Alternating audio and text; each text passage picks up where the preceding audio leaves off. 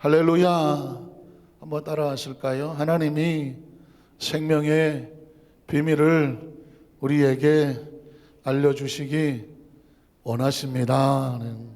우리 지난주부터 생명의 비밀을, 생명의 호기심을 밝혀주는 창세기라는 제목으로 창세기 강해를 하고 있습니다.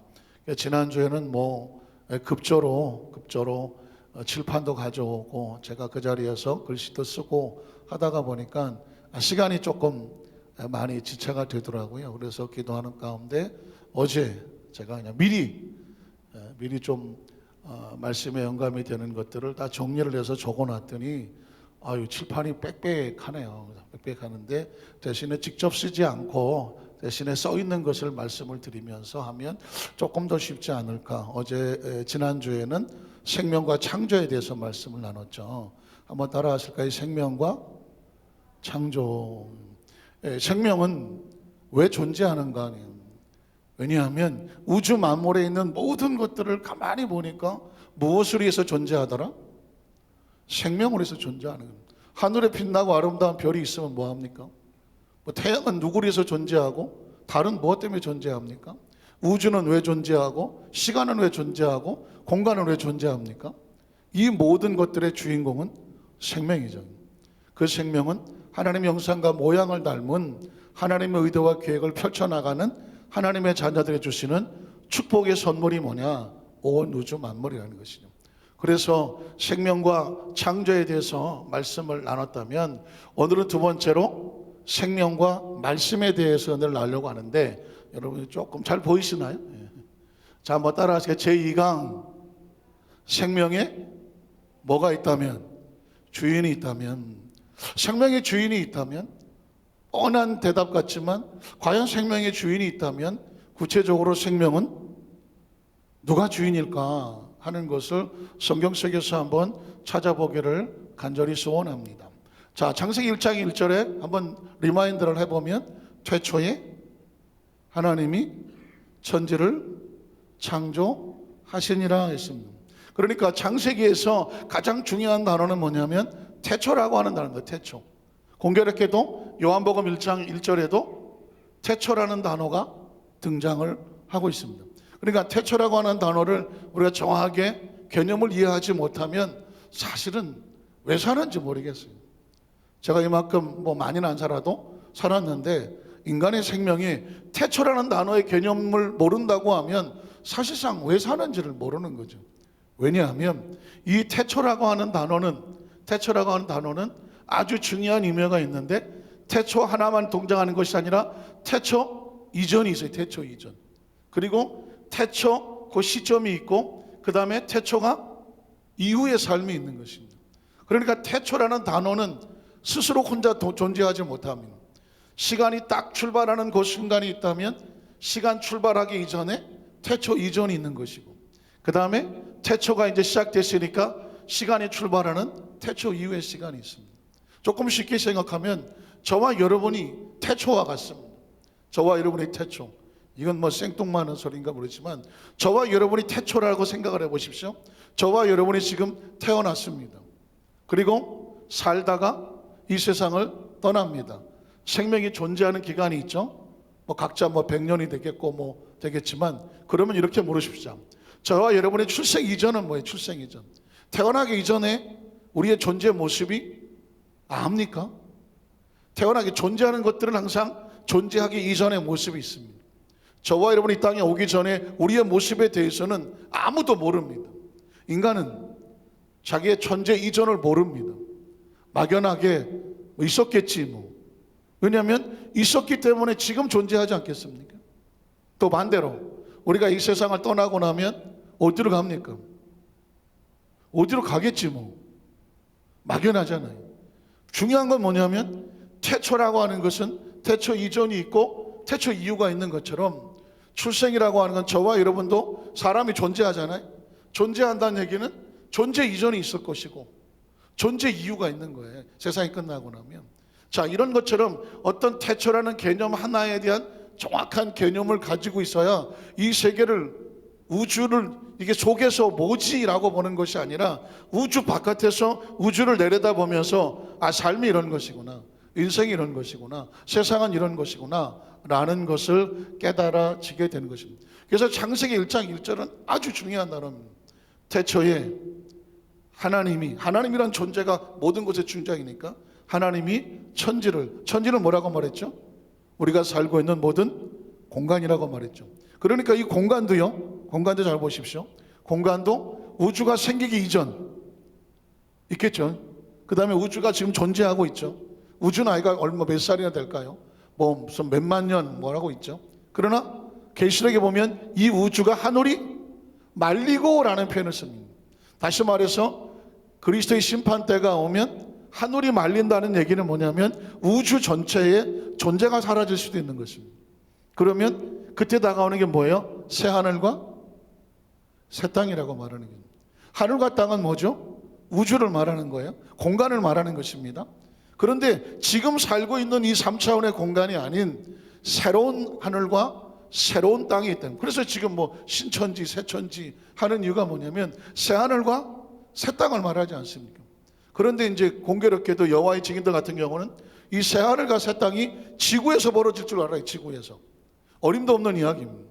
또 우리 몸을 입고 이 지구에서 살란 말입니까? 지구에서 또 살 이유는 없는 거예요. 왜냐하면 지구에서 태어나는 이상 육체를 가지고 살아야 되고 시간의 제한을 받아야 되고 공간을 받아야 되고 태어나서 늙고 병들어 또 죽어야 돼요. 지구의 삶은 그렇습니다. 그래서 성경이 말하는 예수 그리스도께서 말하는 새 하늘과 새 땅은 이 세상이 아닙니다. 내가 다시 와서 너희를 나 있는 곳으로 인도하여 나 있는 곳. 그것은 이 지구가 아닌 거예요. 지구가 아닌 거예요.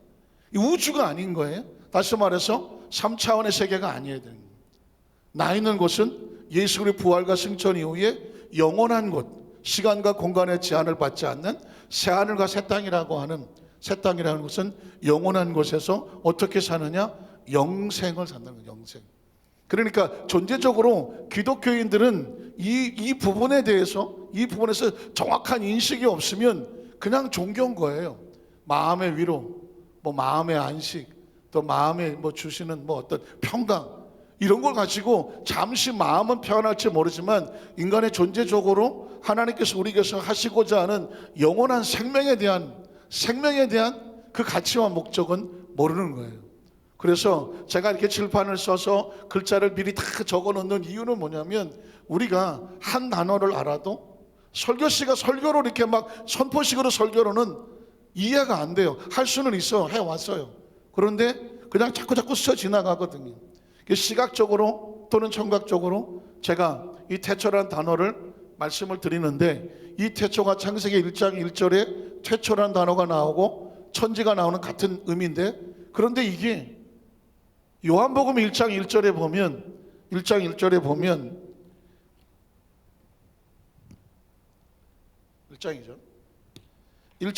보면 이 태초가 얼마나 중요하냐면 구약 성경에 있는 창세기는 역사가 이 세상의 역사에 대한 창조라면 그런 태초라면 요한복음에는 태초와 예수 그리스도와 어떤 관계가 있느냐 이거죠. 사실 중요한 것은 신약 성경의 주인공은 뭐냐면 예수 그리스도 오신 메시아거든요. 그러니까 우리가 믿는 예수님은 그냥 한 시대에 살다가 간 위대한 성인이냐 아니면 하나님의 거대한 태초의 역사 속에서 흐르고 관통하고 있는 하나님의 생명의 구주인가, 이걸 사실은 요한이 말씀하고 싶은 것입니다. 자, 그러면 태초에 하나님이 천지를 창조하셨다고 했을 때 무엇으로 창조하셨나요? 말씀으로 창조하셨잖아요. 사실은 이해가 됩니까? 말씀으로 창조했다는 뜻이? 우리는 어려서부터 교회학교 출신이기 때문에 그냥 외웠고 선생님 말씀만 가르쳐줬고 시험 받고 그대로 알았어요. 그런데 생각을 해보자고요. 지금 우리는 지금 제가 이렇게 쓰는 이유는 생각을 해보자는 거예요. 말씀으로 천지가 창조된다? 그럼 도대체 말씀은 뭐예요? 말씀. 그런데 이 말씀이 얼마나 중요한 거냐면 요한복음 1장에 오면 그 얘기를 똑같이 하고 있습니다. 태초에 말씀이 뭐하더라? 계시더라는 거예요. 여러분, 이 말씀에 대해서 제가 여기다가 막 깨알같이 적어놨어요. 말씀이 뭘까? 말씀. 하나님의 말씀으로 천지를 창조했다고 했는데, 하나님의 말씀이라고 하면 이 말씀은 그 당시 여기 어디 써 있나요? 로고스라고만 있는데, 로고스라고 되어 있는데, 이때 당시 헬라 사람들의 가장 최고의 지성, 가장 최고의 지성이라서 온 우주 만물을 설계하고, 그 다음에 재질과 속성과 특성과 이 모든 것들을 부여하고, 그 다음에 그 공간의 모든 공간을 생각해내고, 그 다음에 시간을 생각해내서 그 속에 모든 특성들을 하나같이 집어넣어서 존재케 하시는 가장 위대한 지성이 뭐냐면 말씀인 거예요. 말씀이. 그러니까 가장 위대한 지성이니 이건 인간이 가지고 있는 조금만 지성이 아니라 누구도 범접할 수 없는 최고의 지성, 감성, 의지니까 이건 사실상 이 말씀은 과연 누구와 동격이 되겠습니까? 하나님이라는 존재가 되는 거죠. 그래서 굳이 하나님을 알려면, 창세기를 알려면, 요한복음을 알려면, 예수 그리스도를 알려면 우주라고 생각해보세요. 우주가 뭐 복잡하면 그냥 여기 TV 하나를 보세요. 이 TV 하나도 그냥 존재하지 않잖아요. 이 TV가 존재를 하려면 누군가의 최고의 지성을 가지고 TV 속에 있는 뭐 전자장치, 회로장치, 어떤 전력장치, 구성장치, 영상장치, 음향장치, 뭐 이런 것들, 그 다음에 옛날에 TV는 굉장히 두껍고 뭐 그랬었는데 불안관이었는데, 지금은 뭐 HD, 또 올레, 무슨 UHD 하면서 계속 발전하는데, 사실 이런 것들은 뭐냐면 지성의 산물이죠. 지성의 산물입니다. 앞으로 TV는, 요즘 TV 나오는 거 보면 두께도 없어요. 그냥 종이 두께야. 그리고 TV가 말려. 벽에다 그냥 널어놓으면 돼. 그리고 지금 75인치, 85인치, 거의 100인치 넘어가는 TV가 영상처럼 나오고 있습니다. 여러분, 이런 것들이 뭐냐면 전부 지성에서 나오는 거예요. AI, 인공 로봇, 인공지능, 그 다음에 자율주동차, 자동차, 그 다음에 로봇, 지금 4차 혁명하는 이유가 뭐냐면 전부 지성이에요. 나중에 생명에 근접한 생명까지 만들어내려고 하는 것이 인간의 지성의 최고의 목적인데, 그런 최고의 지성이 말씀인 거예요. 그러니까 이 태초라고 하는 건 시간과 공간의 개념이니까 이 태초만 가지고는 시간과 공간만 있을 뿐이지 그 안에 있는 모든 것들을 존재하도록 설계하고 구상하고 그것을 만들어서 배치하고 할 수 있는 이 최고의 질서와 법칙과 이성, 그 다음에 어떤 지성, 이 모든 개념이 뭐냐면 말씀인데, 다시 말해서 하나님의 속성이 말씀인 거죠. 이 말씀이 있어야, 최고의 지성이 있어야 최고의 작품이 나오는 거예요. 자, 그래서 제가 말씀은 얼핏 생각하면 우리가 말하잖아요. 언어라고 생각해 보자고요. 하나님의 언어 말해보자면 그 언어 속에 뭐가 들어있나요? 보이나요? 생각이 들어있고, 사고가 들어있고, 말하는 것들은 관심이 들어있고, 의도가 들어있고, 말할 때 무슨 목적이 있겠죠. 제가 지금 여러분에게 이렇게 말할 때 그냥 말하지 않죠. 목적이 있죠. 지금 제가 여러분의 말씀을 저렇게 선포할 때는 제 생각, 하나님의 사고, 하나님의 관심, 하나님의 의도, 하나님의 목적, 그리고 하나님께서 설계하고 구상하고 우리에게 전달하고 그 말씀을 통해서 우리에게 설득하고, 아 그렇구나, 그러면서 하나님 말씀 우리에게 일방적으로 때로 선포하실 수도 있고, 자, 이게 그 외에도 줄줄이 많이 있을 거예요. 생각하고 사고하면 더 많이 끄집어낼 수가 있습니다. 제가 지금 이렇게 칠판에다가 쓰는 이유가 바로 이런 것들을 제가 만약에 생각하고 사고하고 관심 있고 의도이고 목적과 설계와 구상과 전달과 설득과 선포입니다 얘기하면 여러분의 머릿속에 툭 지나가갖고 뭔 말이야 지금 이해가 안 되죠. 그러나 제가 보니 이 말씀 하나만 가지고 언어라는 관점에서 볼 때도 수도 없이 나올 수가 있어요. 자, 그럼 또 이 말씀이, 그럼 말씀에도 능력이 있죠. 그 목사님, 말씀에 능력이 있어. 아니, 하나님 말씀은 능력이 있고 권세가 있고 하잖아요. 그러면 말씀에는 능력이 있습니다. 대통령이 말하고 국무총리가 말하고 누가 말하고 하는 그 말에는, 그 말하는 사람에 있어서 능력이 나타나요. 자, 그럼 말씀의 능력이 있는데 하나님의 말씀의 능력은 뭐예요? 두말할 것도 없이 창조, 말씀은 존재케 하고 그 말씀으로 그 속에 피조물에 갖는 특징이 부여가 되고 창조주의 목적대로 지 마음대로 이루어지는 것이 아니라 창조주의 목적대로 완성이 되고, 또 여기 안 적었지만 하나님의 능력에는 말씀이 법칙이 되고 말씀이 원리가 되고, 그리고 말씀은 그대로 되고, 그러니까 말씀의 모든 것들이 복종을 하고 줄줄이 계속 적어 넣으세요. 여러분, 생각과 사고가 그렇게 중요한 거예요. 지금 우리는 저는 여러분에게 그런 얘기죠. 하나님의 말씀을 무조건 믿으라고 말하고 싶지 않아요. 왜 옛날에는 무조건 믿어라 그랬어요. 뭐 하면 그냥 믿어야 되는 거야. 믿어 이렇게 했었잖아요. 근데 저는 지금 그 차원을 좀 벗어나고 싶고 그걸 사고하고 싶은 거예요. 하나님의 의도와 생각을 좀 더 깊이 들어가 보고 싶은 거예요. 자, 그러면 말씀은 언어만 끝나지 않고 말씀은 능력으로만 끝나지 않아요. 말씀의 또 한 부분은 뭐냐면 관계예요. 누구하고 나하고 같이 얘기 좀 하실까요? 차 한잔 하시겠어요? 혹시 시간 있으세요? 저하고 좀 대화를 좀 하실까요? 분명히 여기에는 관계가 있는 거예요. 따뜻하게 말하면 뭐 오늘 좀 시간이 있으세요? 하면은 좀 따뜻한 거지만 얘기 좀 합시다. 어때요 지금 상황이? 눈가를 보라면서 좀 봅시다. 무슨 얘기예요? 관계가 좋지 않은 거예요. 그러니까 하나님이 말씀을 걸어오는 거죠. 성경은 뭐냐면 하나님께서 우리에게 말씀을 걸어오시는 거예요. 그래서 말씀을 읽는다는 것, 말씀을 듣는다는 것, 지금 이 시간에 자리에서 뭐 예배 필수위원을 나와서 들으시는 분이나 아니면 지금 온라인으로 집에서 TV나 아니면 핸드폰이나 영상과 어떤 걸 통해서든지 말씀의 대화를 듣는다면 지금 하나님이 말씀을 걸어오시는데 그 말씀에 제가 대화하고 싶어요. 듣고 싶어요. 하나님과 대화하고 싶어요. 이 자리에 나와 있는 사람 뭐냐? 말씀과 관계가 되는 것이죠. 하나님께서 나하고 얘기 좀 하자라고 하는데 말을 듣지 않는다는 얘기는 관계가 끊어진 거죠. 그래서 말씀에는 주체가 있고 부체가 있어요. 말을 하는 사람이 있고 그 말을 듣는 사람이 있죠. 그 말씀을 참으로 인하여 그 사람에 대한 인식이 생기죠. 그리고 그 마음이 전달이 되고 계속 대화를 하면 연결이 되죠. 같은 생각을 가지면 연합이 되고 공감이 되고, 그리고 말씀은 영향력을 미치죠. 말씀 영향을 미칩니다. 그리고 그 말씀은 상호, 내가 하나님을 향한 마음과 그분이 나한테 서로 상호 소통이 되는 것이죠. 영향을 미치는 것입니다. 잘 보십시오. 굉장히 중요하잖아요. 저도 이렇게 지금 설교를 하면서 얼마나 흥분되는지 몰라요.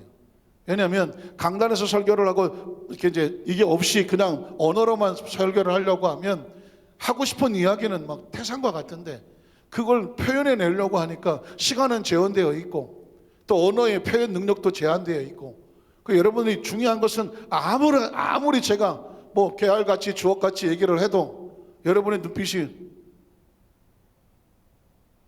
이러고 있으면 대화가 됩니까 안 됩니까?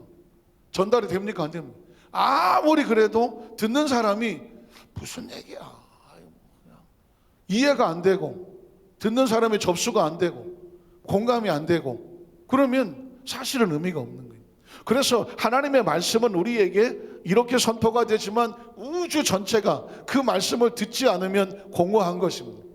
하나님의 아들이 이 땅에 오매, 자기 땅에 오매 백성들이 영접하지 아니하니 얼마나 공허합니까?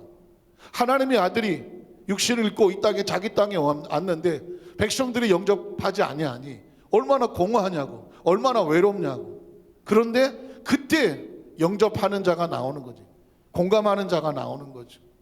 그거 대화하는 자가 나오는 것이고 듣고 싶어하는 자가 나오는 것이고 영접하는 자, 곧 그 이름을 믿는 자들에게는 이제는 뭐가 되냐? 말씀이 서로 연결되니까 관계가 형성이 됐죠. 그 관계가 뭐예요? 하나님의 아들이 되는, 자녀가 되는 권세를 주셨으냐는 것입니다. 그러니까 성경을 이런 식으로 풀어나가기 시작을 하면 얼마나 재미롭고 창세부터 계시록까지 단어가 연결될 수밖에 없습니다. 자, 그래서 최초의 말씀이 계시더라. 자, 그럼 이 요한의 의도는 뭐예요? 이 창조의 속에서 가장 중요한 최고의 지성, 하나님의 속성, 하나님의 언어, 하나님의 능력, 하나님과의 관계하는 말씀이 선포가 되고 있는 것입니다. 왜냐하면 이 말씀이 왜 중요하냐면 여러분 창세기 1장 1절에 태초에 하나님이 천지를 창조하셨을 때 무엇으로 창조합니까? 말씀으로 창조하잖아요. 이젠 막연히 믿지 말자는 것입니다. 전 지금 우리 여의도 순복 안산교회 이 강당에서 대성전에서 말씀을 선포하지만 우주에서 혹시 이 언어를 한국 사람의 언어를 들을지도 모르는 저 우주 가운데 있는 생명체가 있다면 모든 외계인들을 향하여서도 외치고 있는 이야기입니다. 왜냐하면 그들 역시도 하나님의 피조물이라면. 제가 이 이야기를 왜 하냐면 최근에 보니까 미 항공우주국 쪽에서 어느 부소가 있어요. 저 라스베가스 어느 어떤 사막의 꼭대기에 아주 초대형 어마어마한 이 건물보다 더 큰 망원경을 하늘의 천체에다 놓고 계속 밥만 먹고 하늘의 우주의 별들만 연구하는 그런 요원들이 있더라고요. 그 요원들의 이야기를 들어보니까 이 사람들은 밥 먹고 뭐 하느냐면 아침부터 밤새도록 우주에 지구와 같은 별이 있는가, 지구와 같은 별이 있다면 그 지구 같은 별들 속에 과연 생명체는 존재하는가. 그들은 밥만 먹고 지구 같은 조건을 가진 별을 찾아갔고 거기에 생명체가 있다면 그 생명체와 연결하려고 각종 여러 가지 신호를 계속 보내고 있습니다. 아이고 목사님 그게 나하고 뭔 상관이 있어? 상관이 있지. 우리가 맨날 밥만 먹고 그렇게 살아야 되겠습니까? 전 그 세계를 보고 깜짝 놀란 거예요. 지금 그 사람들의 이야기는 지금 밤하늘의 별들은 별 색깔이 무슨 색깔이에요? 무슨 색깔이에요? 여러분이 옛날에 어렸을 때 밤하늘의 별을 그리라고 하면 무슨 색깔로 그렸어요? 노란색으로 그렸습니다. 똥색깔, 똥별도 있지 뭐. 노란색으로 그렸죠. 그런데 실제로는요 적색 별이 있는 거예요. 적색 별. 빨간색 별이 있는 거예요. 빨간색 별. 근데 빨간색 별이 안 보인대요. 근데 우리 눈에 빨간색 별이 보인다면 지금 하늘에 있는 별보다 그 노란색 별에 빨간색까지 별이 보이면 밤하늘은 그냥 별들도 꽉 차 있는 거예요. 근데 그 중에서도 그 녹색 별들, 적색 별들 가운데 지구처럼 생긴 별들이 수도 없이 많대요.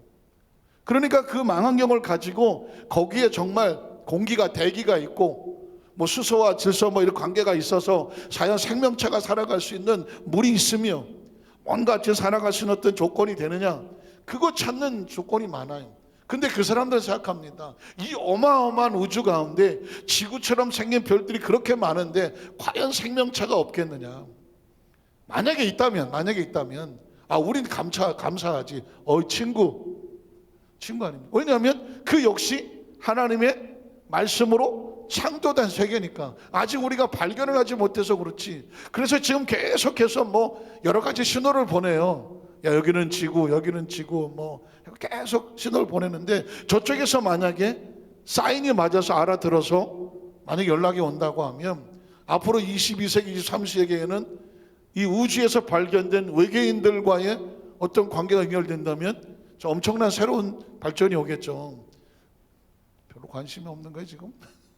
중요한 건 뭐냐면 우리는 창조의 입장에서 그렇다고 하면 그것도 다 하나님의 말씀으로 창조된 세계니까 관심이 있죠. 자, 그래서 태초에 말씀이 계시더라. 이 말씀이 누구와 함께 있었습니까? 하나님과 함께 있었다고 말하고 있잖아요. 함께 있었다고. 자, 그러면 요한응서 이 말씀은 이런 하나님의 속성인데 하나님의 속성이니 하나님과 함께 할 수밖에 없는 거죠. 그런데 이제 여기서 약간 삼위일체에 대한 인식을 주려고 말씀은 하나님이시면서도 하나님과 다른 격이 있는 함께 있다라는 얘기는 하나는 아니라는 뜻이죠. 하나는 아니다. 그러나 같다라는 것이죠. 그래서 말씀 하나님과 함께 계셨다. 그래서 제가 했죠. 창세기 하나님의 인식, 창세기 1장 1절에 태초에 하나님이 말씀으로 천지를 창조했다는 얘기는 그 말씀은 하나님과 하나이나 하나님 속에서 나와서 창조하는 또 하나의 하나님의 어떤 위격. 그래서 이제 요한은 그것을 뭐라고 말하냐면 성부 하나님으로 가는 거예요. 예수 그리스도로 가는 거예요. 말씀과 창조주의 관계는 이 말씀은 하나님의 속에 있지만 하나님 앞 속에서 나와서 세상을 창조하는 것입니다. 그래서 이 말씀은 곧 하나님이시다 이야기는 이제 말씀이 예수 그리스도라고 말씀을 하면 예수 그리스도는 곧 뭐가 될까요? 하나님이 되는 거죠.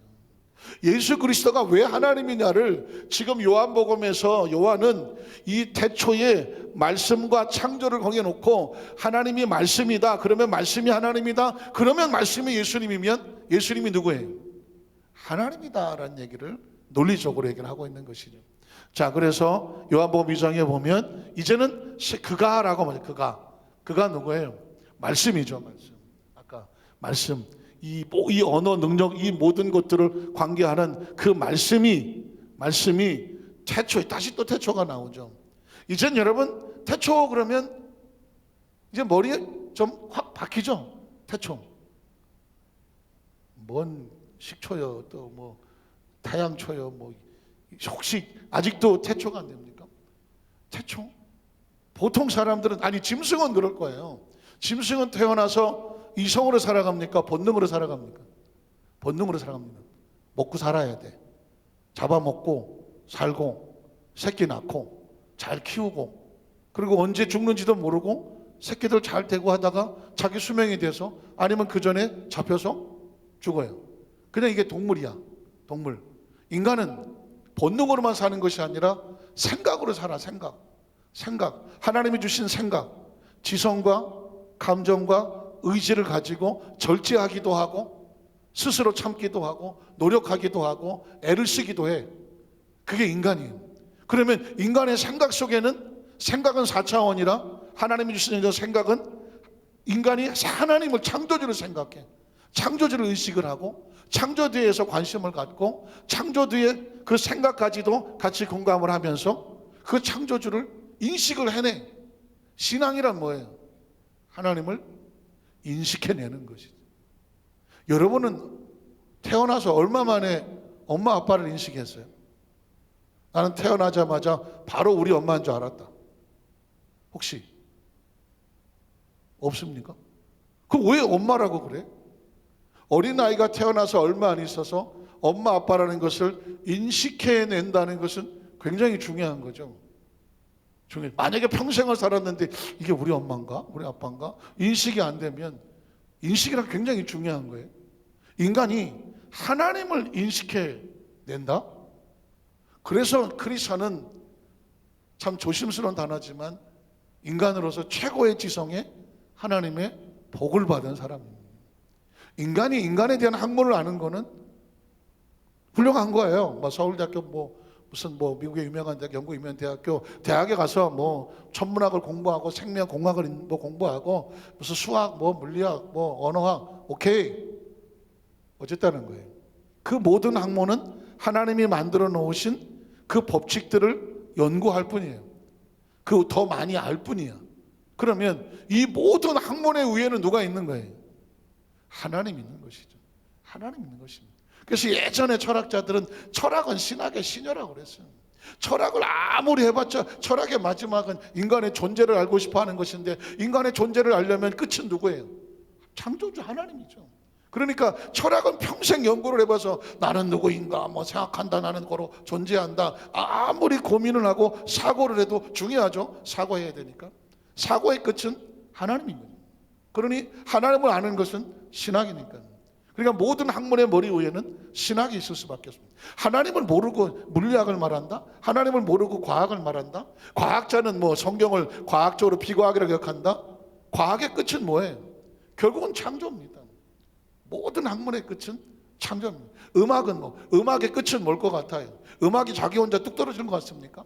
음악의 끝은 하나님의 영역으로 가지 않으면 하나님이 나오질 않아요. 자, 그래서 하나님과 함께 계셨다.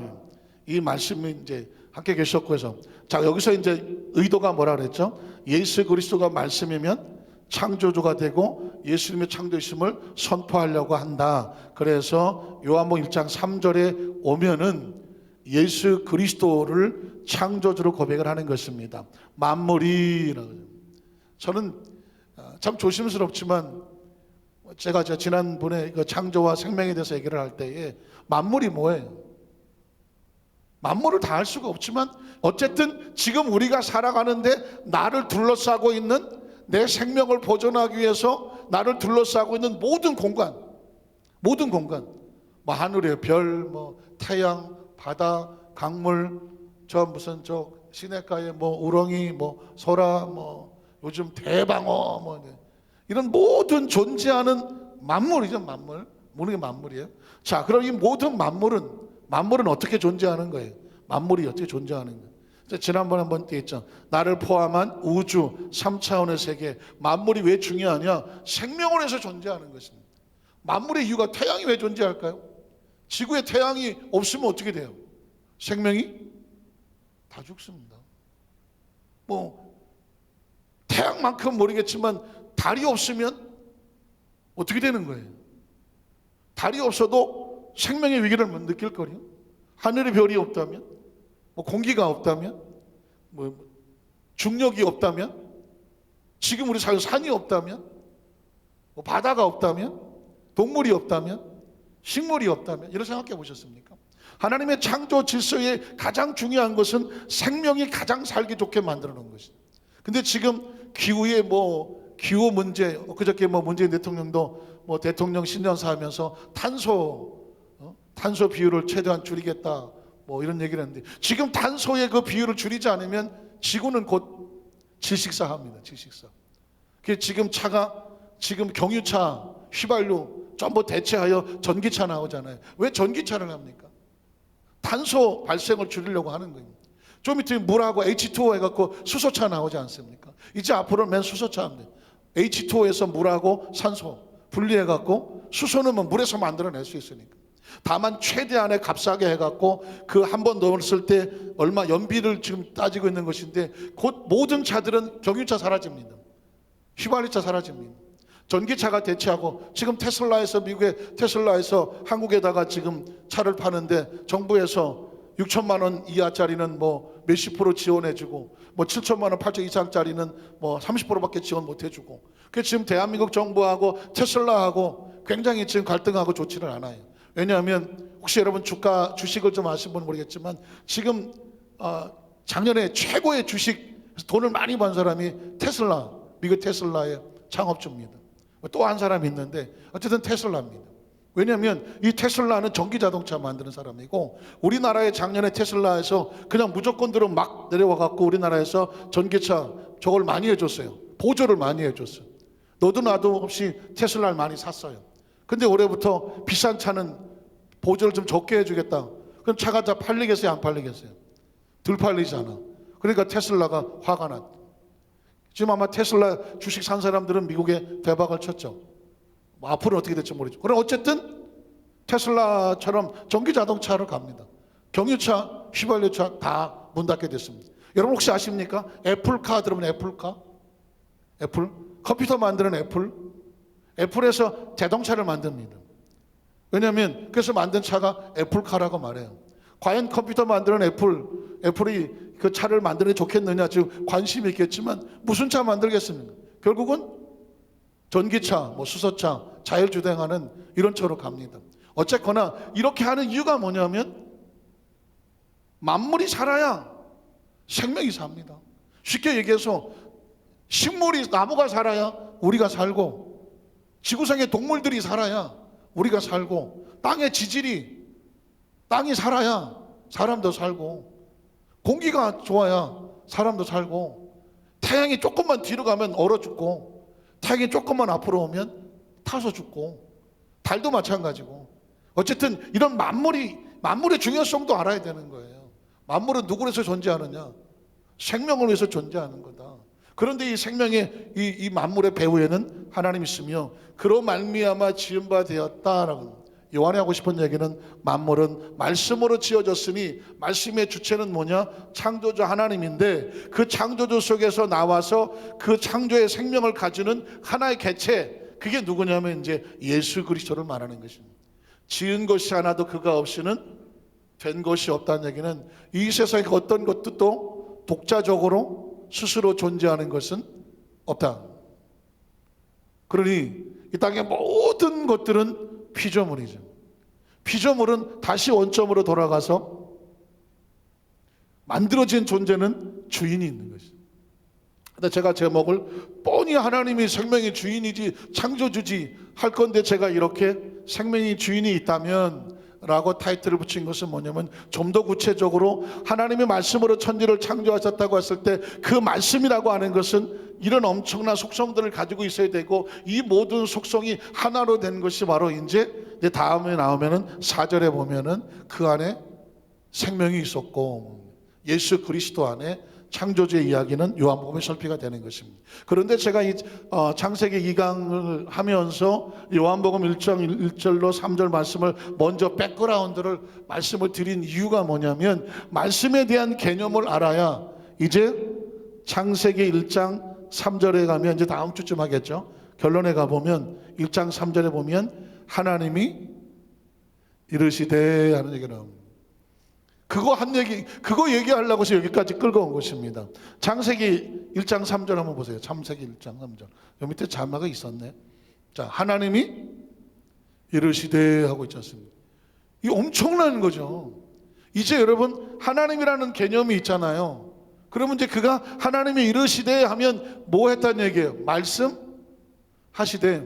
하나님 속에서 이제 말씀이 나오는 거예요. 그러면 말씀은 소리로 끝나면 안 되고, 말씀에는 이런 언어에도 이런 게 담겨져 있고, 말씀에는 이런 능력이 담겨져 있고, 말씀에는 관계가 담겨져 있으니, 이제 하나님이 이르시되 하면 하나님에서 나오는 모든 것들 속에서는 그냥 뭐 하나님이 말씀하셨어 라고 하는 것이 아니라, 하나님이 가지고 있는 모든 이런 생각, 사고, 관심, 의도, 목적, 설계, 구상, 전달, 설득, 선포가, 그리고 그의 창조와 존재에 있는 미조물의 부여와 목적들의 완성과, 그 다음에 그 말씀이 선포됨으로 인하여 말씀을 선포되는 그 공간과 시간의 역할과 인식과 전달과 연결과 이런, 더 있죠. 이거밖에 제가 생각해낸 일부 이건 것인데, 더 상상할 수 없는 이 모든 것들이 하나님이 이르시되 할 때 이 속에서 쏟아져 나오는 것입니다. 이르시되, 그래야 뭐가 될까요? 이르시되 빛이 있으라 하시니 뭐가 있었고? 빛이 있었고. 그러면 빛이 뭐냐? 빛은 요것만 하고 이제 말씀을 마치겠습니다. 빛은 왜 존재할까요?